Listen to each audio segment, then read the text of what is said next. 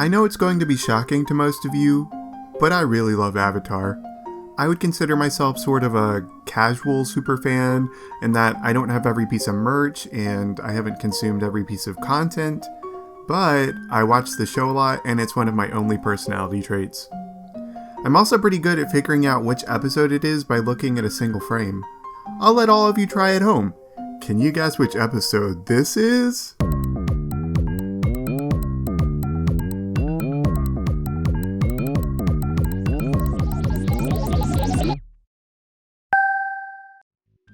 It was Siege of the North Part 2. Did you get it? Moving on. The point is, I love the show to death.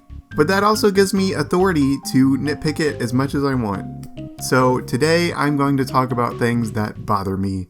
Here we go. There's no animal that's the original waterbender. Seriously, what's up with that? And if any of you dweebs say, meh, it's the koi, I'm going to throw up. Obviously those don't count. They're just mortal spirits. Someone educate me if I'm wrong, but they totally didn't need the eclipse glasses, right? You only damage your eyes if you're like staring at the sun, right? So the glasses are pointless unless they wanted to view the sun for some reason.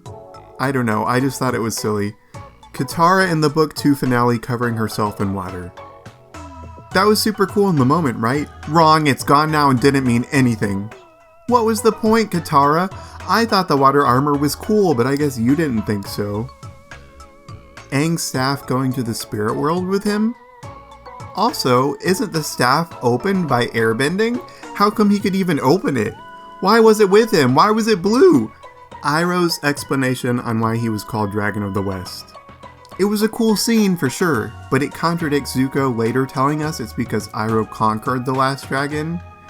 Breathing fire doesn't even seem like a super rare skill. Iroh even taught it to Zuko himself. Remember your breath of fire. It could save your life out there.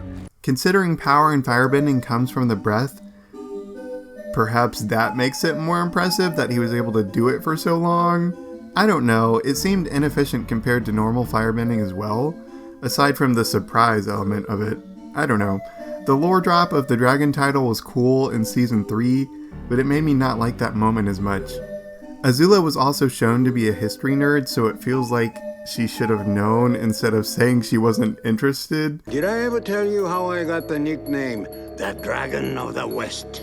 I'm not interested in a lengthy anecdote, Uncle. Maybe the history of the dragons was kind of lost to time, since Iroh claimed to have slain the last one, but he told Zuko about it and just didn't tell Azula about it, and wanted to have a cool moment against her. I'm looking into this too much. Inconsistencies of hybrid animals and hybrid plants.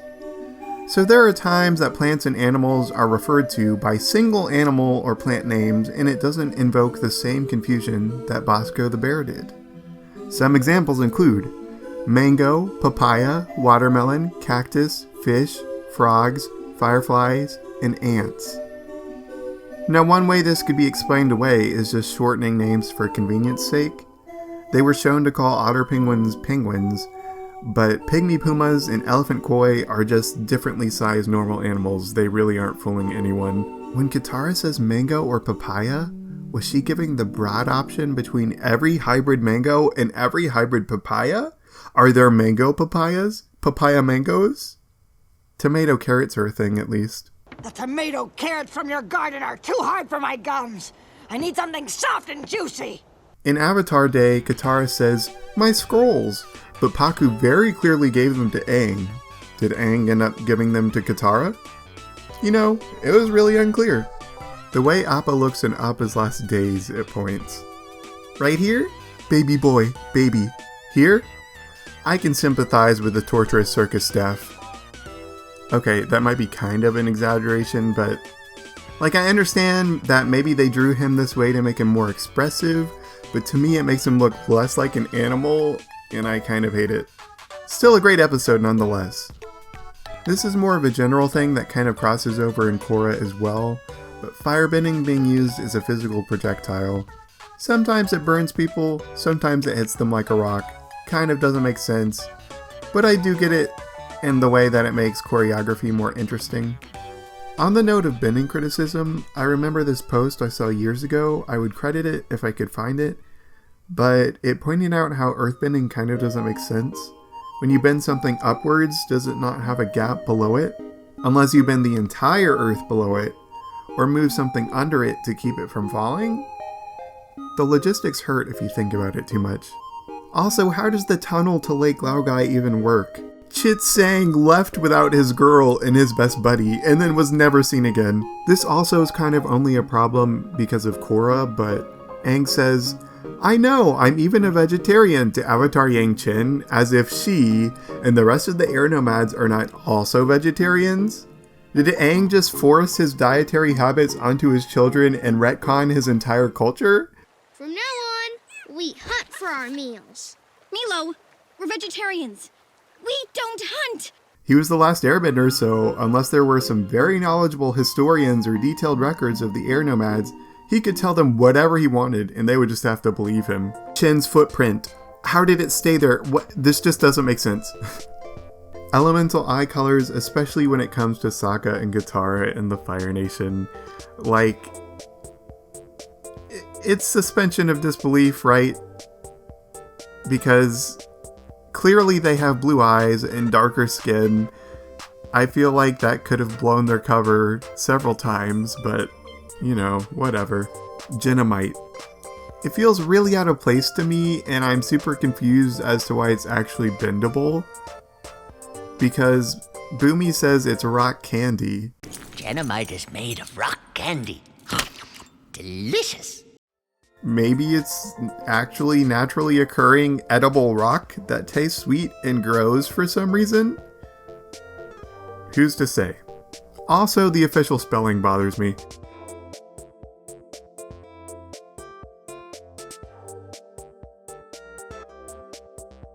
Aang's avatar state only alerting the other temples in episode 3. After all, he entered the avatar state in episode 2, but maybe it was because he was in a spiritual place that was sort of connected to the other places? I don't know. Toph didn't wake up from Sokka falling here. There's inconsistencies in her sleeping. She couldn't sense WIFI was lying, though perhaps he just didn't know the truth, or he was just a really good liar like Azula. Katara only using her breath to freeze water sometimes. She didn't even do it in the second episode, which was her first time using ice in the entire series. I just thought the inconsistency made it look silly when she did do it. Like, she doesn't have to do it, she just wanted to be pretentious and dramatic.